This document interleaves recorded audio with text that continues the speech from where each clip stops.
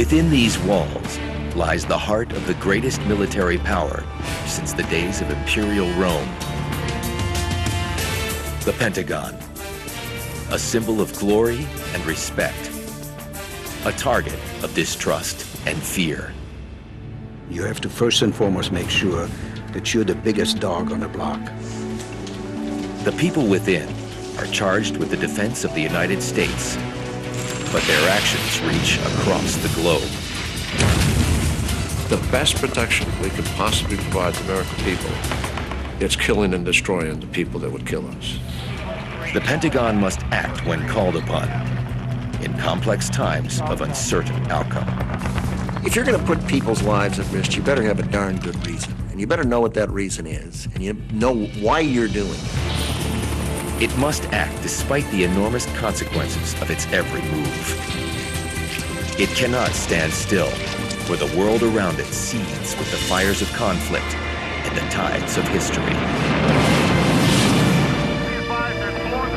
On a pristine morning in September of 2001, those tides reached the walls of the Pentagon, and it reeled as never before. There's just this atmospheric change that happens as that 757 breaks your airspace and slams into the side of your building. Just as the building was breached, so too was a sense of invulnerability. Not only must it rebuild, but also it must transform, reinventing itself to combat the ever-changing threats of a new kind of war. More than any other institution I can think of in the world, the U.S. military's attention really has to be on all things at all times. They don't know where the next war is. This enigmatic place is the sum of many parts and many people. The Pentagon is more than just a building. It's almost like a living, breathing organism. It is an institution as complex as any on Earth. A place of war, power, and tradition. It is filled with history, and it is history-making.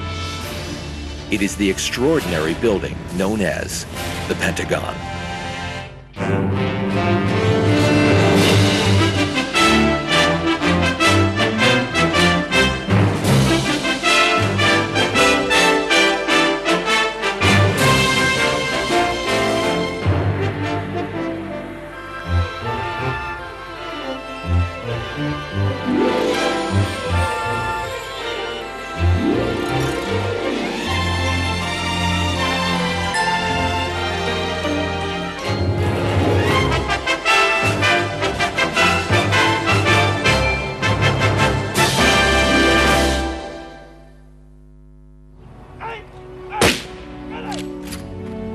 Young men have gone to war since civilization began.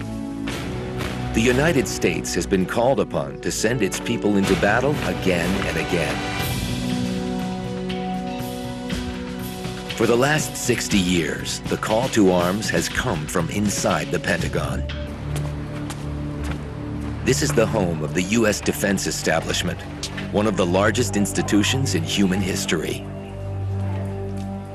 The Department of Defense and its armed services are headquartered here.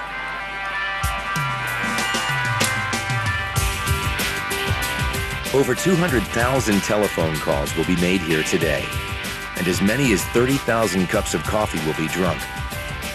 4,200 clocks will tell time, and perhaps more than 1 million emails will be sent and received.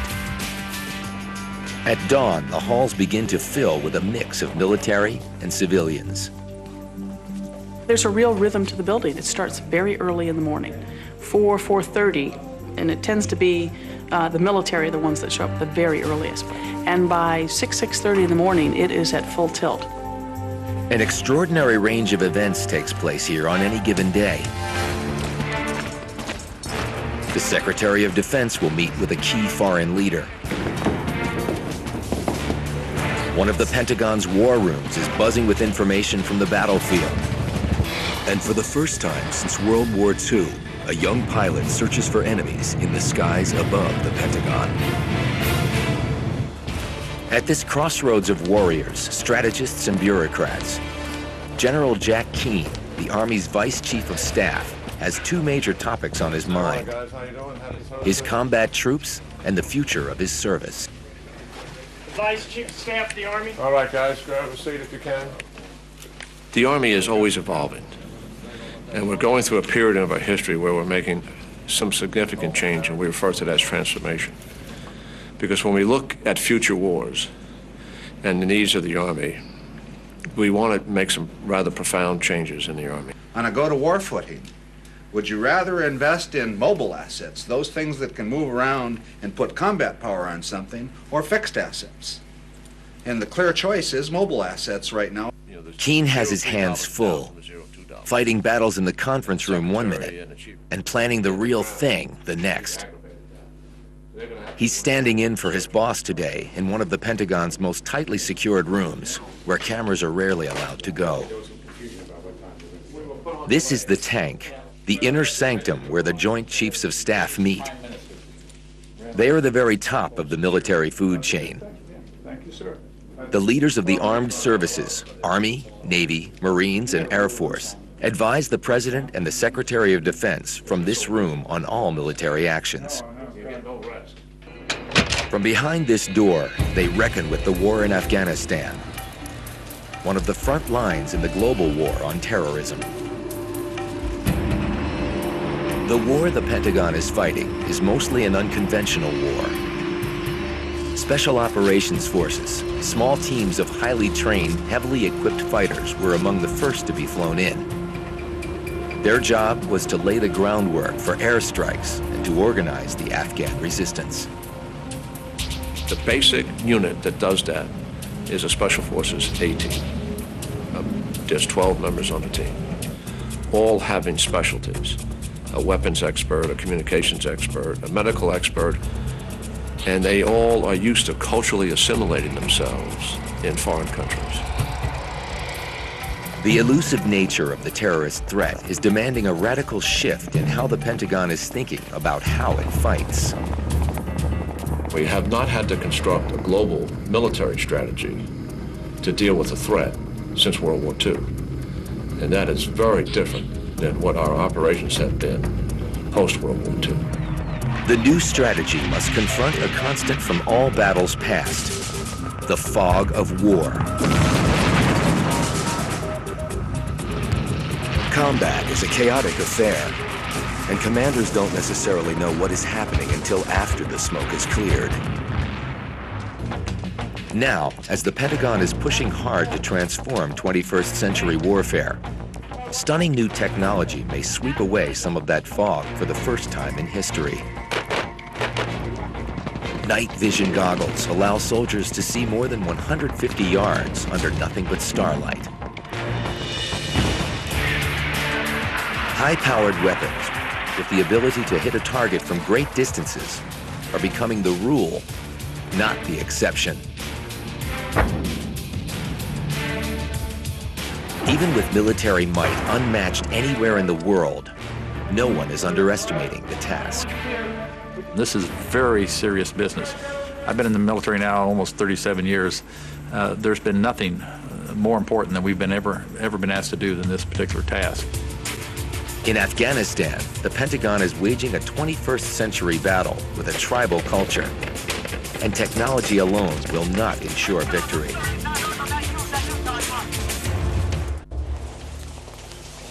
Even in times of crisis, the Pentagon fights more than military battles. It must also wage a war of words.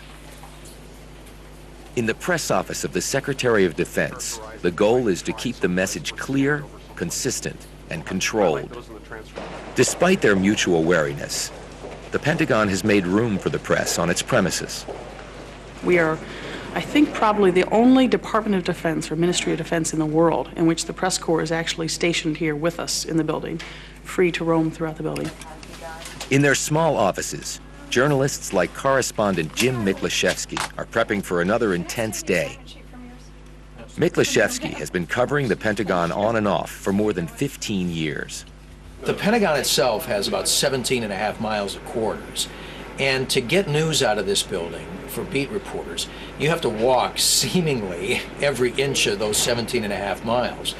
because much of the information that we're dealing with is information that cannot be conveyed over the telephone for various reasons. Some of it is classified, and so you really have to sit down and meet face-to-face with people, and that requires quite a bit of legwork on our part. The hallways of the Pentagon seem endless, which in fact they are. Some 23,000 people work here. Once they arrive, many don't leave for the whole day. They don't have to. This is a world unto itself. The Pentagon offers many of the services and amenities found in any small town. It's an amazing building, and it's an amazing family. There are some 23,000 people here, and it's extraordinary how in a very short time you get to know a lot of them. And different hallways are like the neighborhoods. One area of the building is unreachable these days, though. The three outermost rings between corridors 4 and 5. Nearly 400,000 square feet were damaged in the September 11th attack.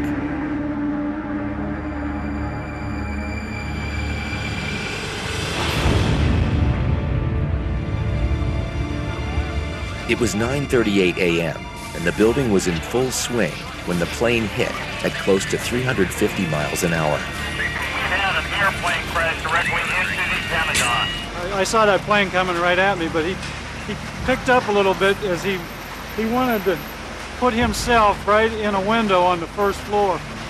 And the plane came right over top of me. I could see all the windows on the right side going by. There's just this atmospheric change that happens as that 757 breaks your airspace and slams into the side of your building.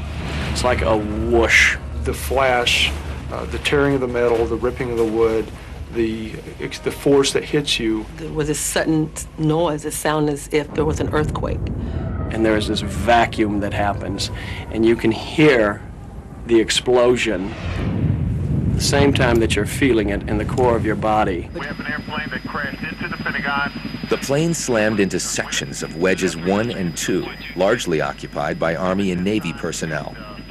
David Thayall and Carl Monken shared an office barely more than 30 yards away from the point of impact.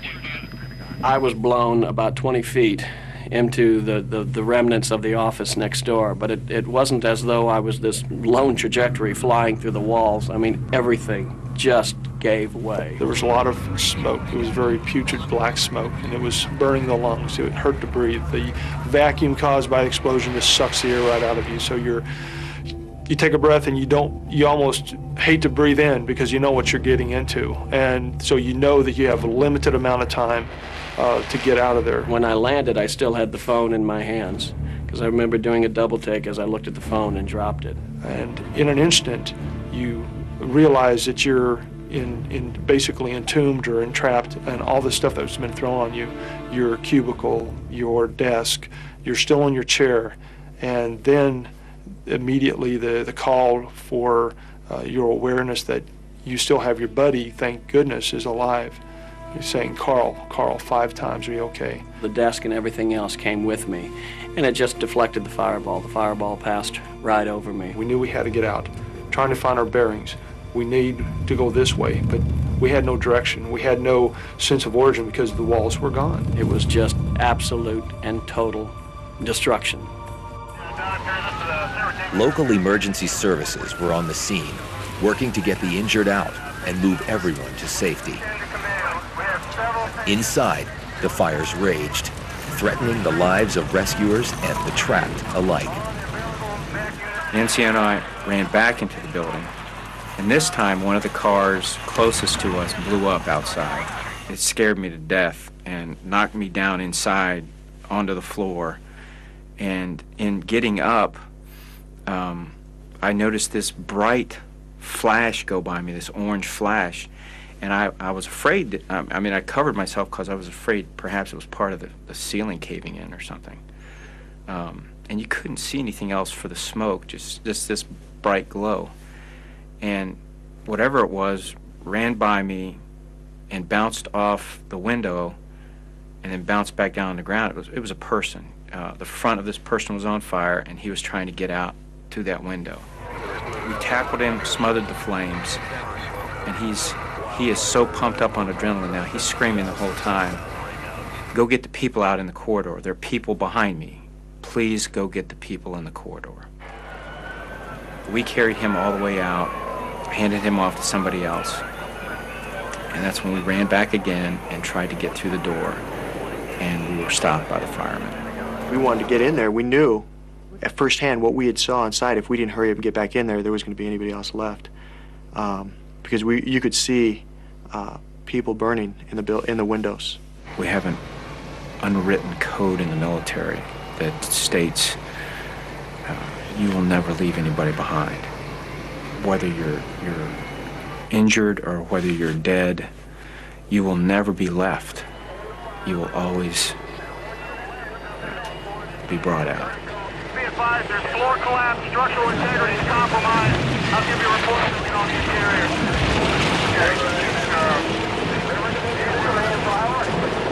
We have structural collapse next to the heliport. This was a combative situation. You know, you had all the sounds and the smells of combat. You know, you had the screams and the cries and the death and the wounded.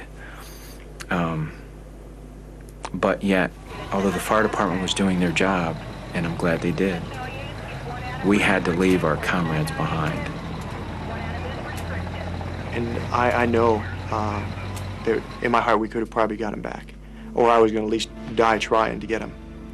Later, one of the battalion fire chiefs told me that they had found 15 bodies stacked up inside in the corridor. And I try not to dwell on it. I can only imagine that these were the people that this gentleman was talking about, and that they were trying to get out, and, you know, perhaps their way was blocked. I just don't know.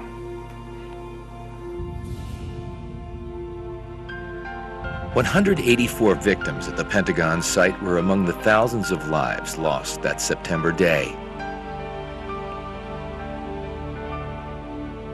It seemed inconceivable that such a thing had happened, and in an instant, it had changed the Pentagon forever.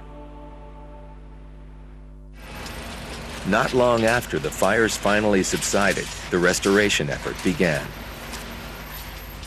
The man who is leading the charge is Lee Evey. Evey and his team are working under an intense deadline that echoes that of the building's original creation. The Pentagon construction started on September 11th, 1941. So it was 60 years exactly to the day that this crash took place. In the months before ground was broken for the Pentagon, it was clear that for the U.S., war was imminent. Europe was already in battle. It was an anxious time in the nation's capital. In Washington, the War Department was dispersed throughout the city, perhaps 17 different buildings, and it became quite clear this is not an efficient way to do business. The man who would be behind the new building was General Brehon Somervell, Chief of Construction for the War Department. Somervell was a pile-driving man. He was a very strong, forceful character, ruthless, determined.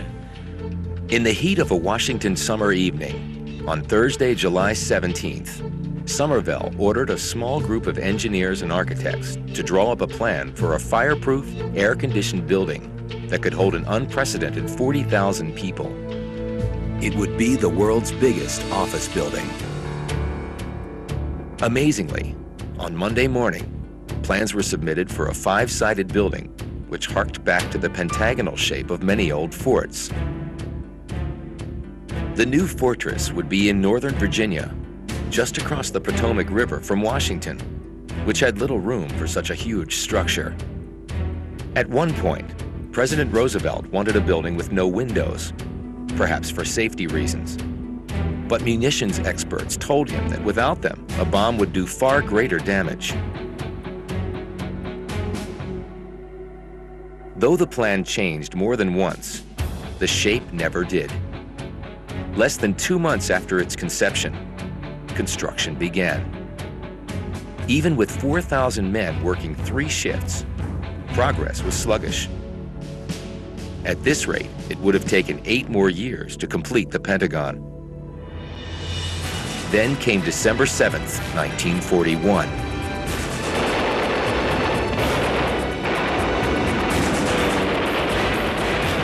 There are a number of reasons why Pearl Harbor took people by surprise the way it did. I think for Americans in December 1941, as indeed in September of 2001, there was something shocking about the sight, about this beautiful day being suddenly marred by an attack which seemed to come from nowhere, which left thousands of people dead, which involved an enormous amount of graphic destruction. Spurred on by the attack, construction shifted into overdrive. The Pentagon would be built in only 16 months. They used 15,000 workers. They worked 24 hours a day, and they got all 6.5 million square feet completed in 16 months. By the following spring, people were already installed in the unfinished building.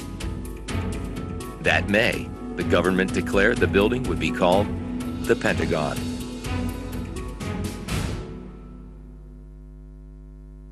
In the dark days of World War II, there was no special ceremony to commemorate the Pentagon's completion. People continued to move into the building 24 hours a day at the rate of about 1,000 a week. They were engaged in a mission, and thousands of miles away, so were the armed forces.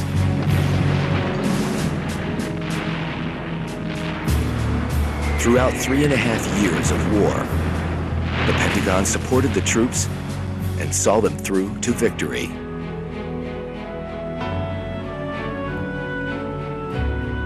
It had been proposed that the mammoth building could become a storage facility after the war.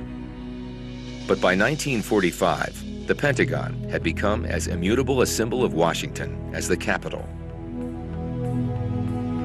A few years later, the War Department had become the Department of Defense, and the Pentagon was its permanent home.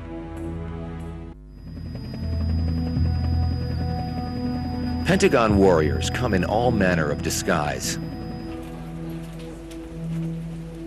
Some are dead ringers for civilians. Lieutenant Colonel Ted Anderson has seen combat more than once. His Pentagon persona is congressional liaison, a lobbyist who fights for the Army's budget. The Pentagon's funding has often been a source of no small amount of controversy. Awash in politics and charges of recurring excess. Promised to put DRF money. With figures sometimes topping 15% of the federal budget, defense spending can come under heavy fire. It is Congress that has the final say in just how much money the Pentagon will get. Anderson's responsibility is to see that the Army's leaders are ready to answer questions from members who may have their own agendas for military spending. It's General Jack Keene's turn in the hot seat. Anderson is there to back him up. Good to see you. Y'all doing okay? Yes, sir. Good morning, guys. As much as you want to stay a field soldier forever, it's not the right thing to do. The right thing to do is also to come here to the headquarters of the greatest military in the world and provide the talent and the experience that you have and hopefully some insightful judgment as well to help those in the field. So you feel good about being here. It's not like jumping out of airplanes with soldiers at night and riding in helicopters with them. My life in the past was an association with soldiers, sergeants, and I missed that association, and no doubt about it. But being here is the right thing to do. So thanks for what you're doing out here. I mean, you know how important this is. This is a battlefield here. We already know that. I mean, we've had 184 people killed here. In its time, the Pentagon has experienced both triumph and disaster.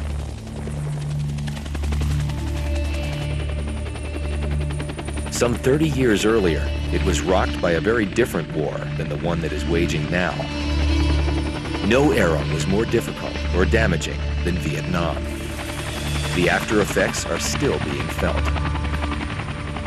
There's a sort of never again mentality inside the U.S. military that's been passed down through generations of officers about Vietnam. I'm not sure it's always the right lesson, but boy, that lesson still looms very large in the U.S. military. Vietnam was like nothing the Pentagon had ever encountered. What had begun as an effort to stop the spread of communism became a trap from which there seemed no escape. American officers felt enormous pressure to succeed, which led to frustration and ultimately a great deal of deception. The basic belief that seems to be pervasive in the U.S. military is that civilians meddled in the Vietnam War, that the lesson of Vietnam was that the politicians got too involved in the basic decisions about the war. Outside the Pentagon, public fury was increasing.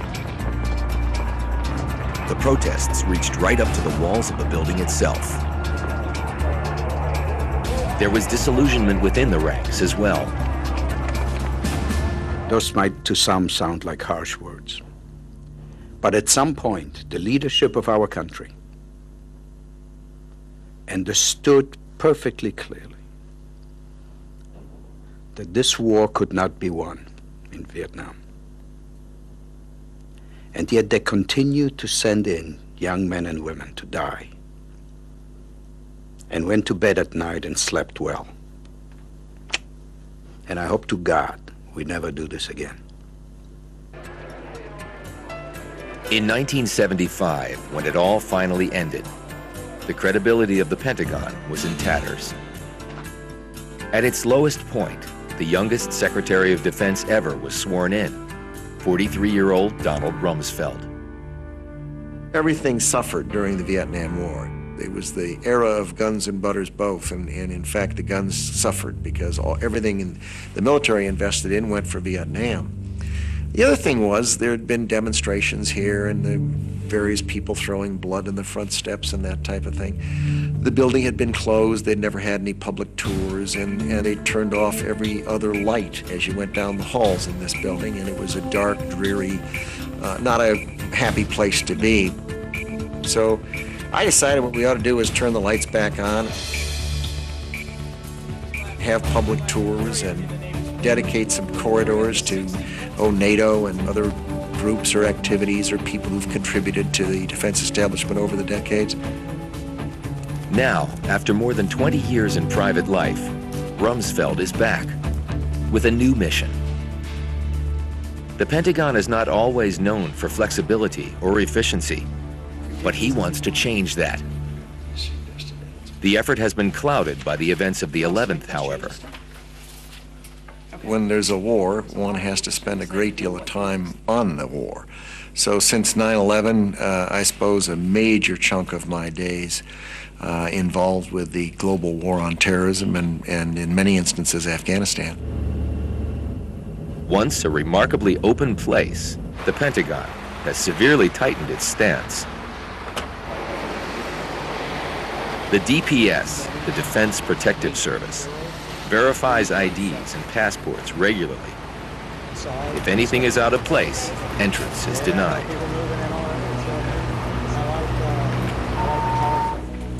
This morning, the DPS has seen something they don't like in one of the 67 acres of parking. An envelope has been thrown out of a car. There's a situation going on in lane 13 right now. Somebody drives up in a car, possibly a Dodge Shadow, pulls up, drops a vanilla envelope in the middle of the lane, and then takes off down to DC. The envelope is lying just yards away from the building. Inside, the Protective Service Unit, the Pentagon's equivalent of the Secret Service, is already on high alert. If you got any concerns about people walking up, make sure we get with the gates. 3 of the most important people in the country are expected here in about an hour. All right, today we got a luncheon that's dealing with the Vice President, Secretary of State Colin Powell, and Condoleezza Rice, Security Advisor. Myself and Van, we're going to be outside on the plaza. While the Protective Service Unit is prepping for the arrival of the VIPs, the Fort Bragg MPs are called in to cordon off the area around the package. Secretary of State Colin Powell is scheduled to arrive first. And we're going to make sure that they get here on time without any problems or anything. And we're going to secure the area, sanitize the vehicles, the grounds, and the local public if we have to make this happen. And it'll take about 60 minutes, but this 60 minutes has cost us probably about 2 days of work. In the parking lot, a bomb squad from nearby Fort McNair has been called in to investigate. One of their first steps will be to X-ray the package. The DPS control center has its hands full, literally. There were rumors of unidentified residue on the envelope, but it is pronounced free of both residue and explosives. Powell arrives safely and disappears into the Pentagon that he once commanded as the chairman of the Joint Chiefs. We don't want our principals standing outside in harm's way for any length of time over 60 seconds. And in the same regards, we don't want the other principal waiting over 60 seconds, or what we would call stopped, which is on the X. When you're on the X, you're a target. So we want to keep the wheels rolling, keep the feet moving, so when the vehicles come up to the steps, the secretary's there, they shake hands, they come in, and the operation goes off smoothly. If everybody has to wait, then someone that's lurking outside has a good chance of setting up a good shot, and we don't want that to happen. By the time everyone arrives, the package has been cleared. But the DPS's job is not over. They looked in there briefly. There was some papers and some paper clips. They looked in there, they saw there could be something that possibly could have been addressed to the president. I cannot tell you for an absolute, but it was rambling writings, nothing specific. Moments like this one are a reminder that life at the Pentagon will never be the same.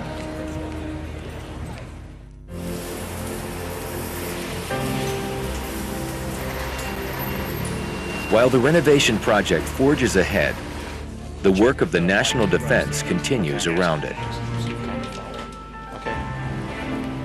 The mission of the Pentagon is carried out by thousands of people doing millions of different tasks. But no part is more essential than planning for war. There are people right now over at the Pentagon thinking about, what if A happens? Could we do B? Might we do C? Might we do D? And they're writing all those plans up. The Pentagon is full of contingencies and plans for things that you and I have never even thought might happen. That's their jobs. In 1990, a plan was being devised in the Air Force that would help change the face of warfighting. It was brewing in a small Pentagon think tank, or cell, named Checkmate.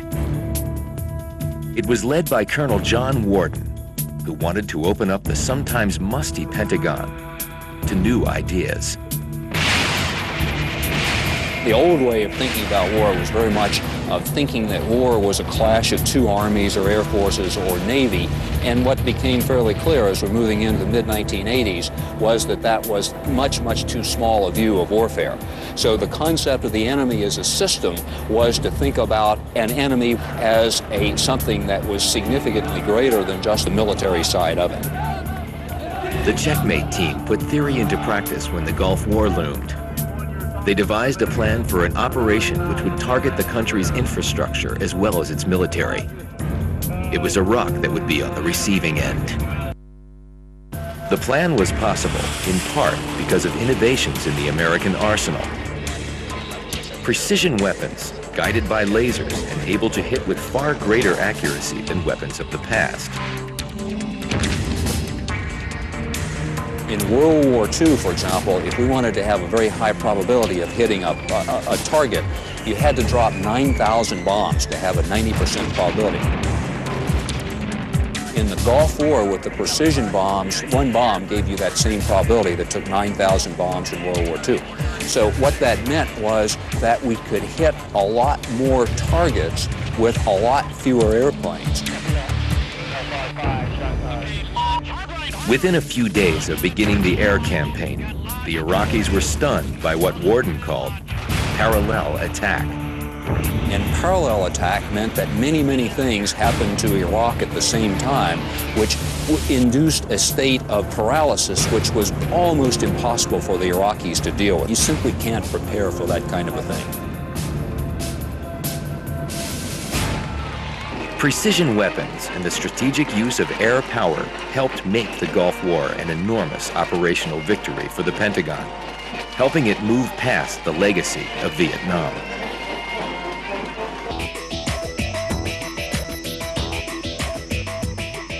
The evolution in many kinds of military technology has roared forward since then. But predicting the future is a tough game to play. There's an enormous tension in the development of military technology between sticking with what you know worked because it worked in the last war and coming up with something new because you might need it in the next war. There can be decades of lag time between concept and execution of weapon systems.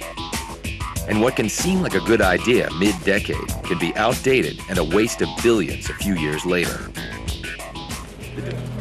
Hardware alone is not enough for the Pentagon to win its wars. It also needs friends. Today at the Pentagon, allies from 29 countries have arrived to demonstrate their support for the war on terrorism. The Pentagon will not release the exact number of countries with an American troop presence, but they are stationed in at least 2/3 of the world's nations. The troops are there at the pleasure of the host countries. In this new age, international cooperation is as essential as it has ever been. Still, the Pentagon is a uniquely American institution. And if the military is not democratic, it is still filled with many voices and many different interests. Think of the Pentagon as a village out there somewhere, or a little tribal group of tribes out there. Power resides in money at the Pentagon, and money is held by the Office of the Secretary of Defense, but it's kind of an embattled little group up on top of the hill. And then running around it are 3 or 4 different warring tribes. The Army, the Navy, the Air Force, all kind of circling around it, whooping around it, kind of going after this embattled little group that has all the money and seeking their money. And occasionally those tribes get together and gang up on the Office of the Secretary of Defense. More often, they just fight with each other. The fight may be for recognition or for dollars, or to be the ones chosen for an impending operation. This is not combat, though. This is North Carolina.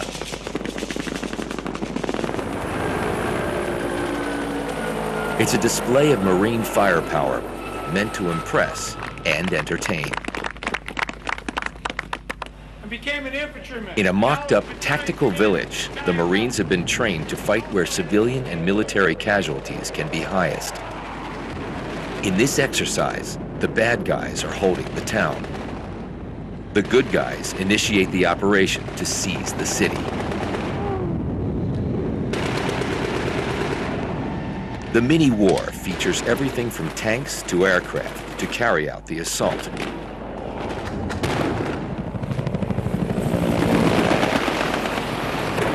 It's a crowd pleaser. Not too surprisingly, on this day in North Carolina, the good guys win. But all the performance art is a rehearsal for the real thing. The Pentagon sends troops where it is told to. In 1992, it was ordered to deploy forces to Somalia on a humanitarian mission. Initially, there seemed little risk.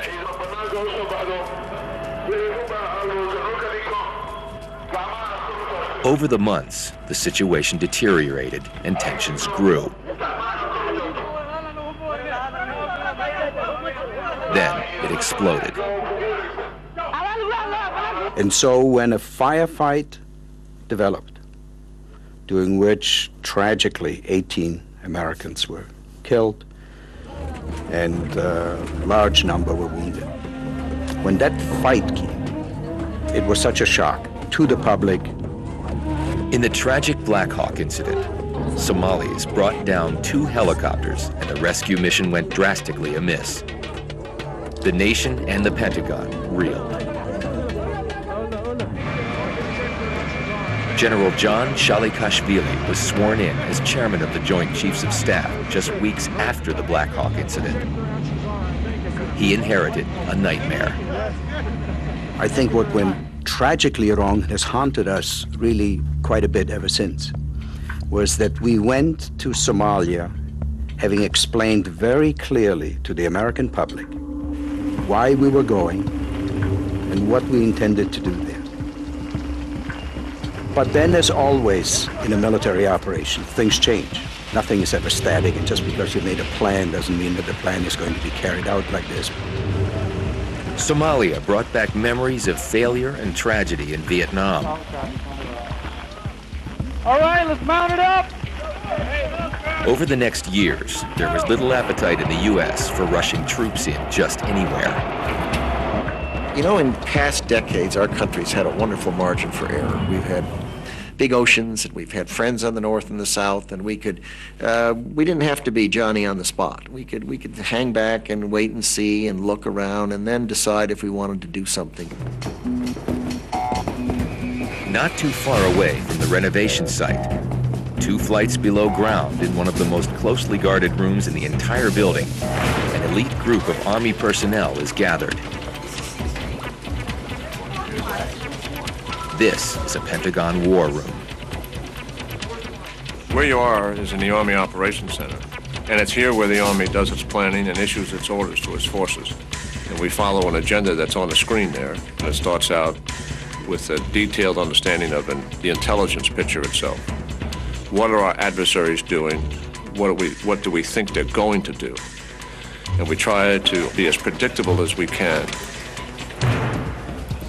The new enemy does not have an army or navy that the Pentagon can overwhelm. It is difficult enough to even find them. Intelligence gathering and secure communications are critical in this new war. The Pentagon has incredible tools at its disposal. Military and civilian satellites can send back images like this one of the strategic Kandahar airport from more than 400 miles up.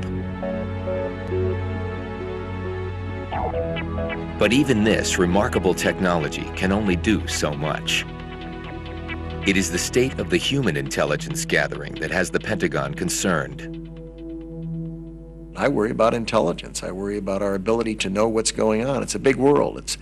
It is very difficult to find individual people. The intelligence capabilities right now, at least in my view, they're not right where we need them to be. If the FBI has a queue or the military has a queue somewhere due to some of our interrogations of some of our detainees, that those queues fly very quickly to other agencies and that they can cross queue and say, now I see what's developing, or I see this linkage that I never saw before, and that can lead to other trails that either for law enforcement purposes or for prevention purposes or for military purposes could be very, very useful.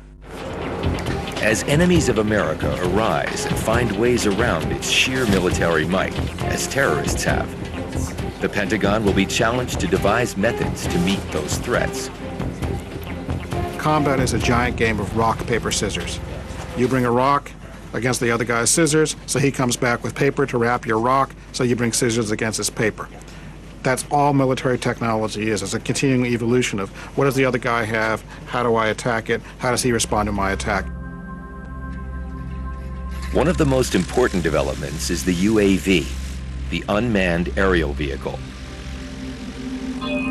They were first used with mixed results, but they are fast coming into their own.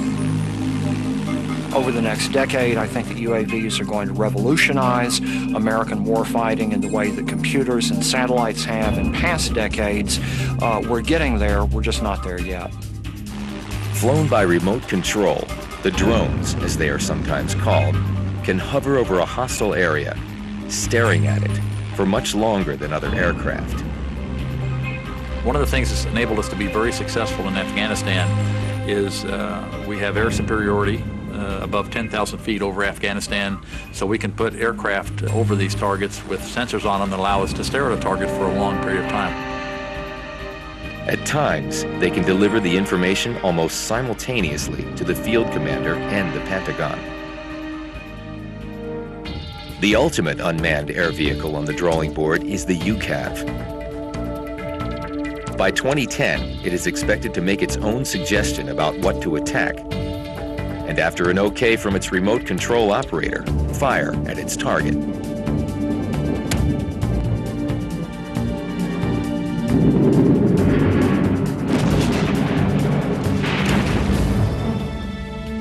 Disquieting or revolutionary, this increasing automation of warfare is expected to continue. The leaders here are mindful of the difficult and dangerous mission ahead. They exist in a universe where matters of life and death inform every decision, every act.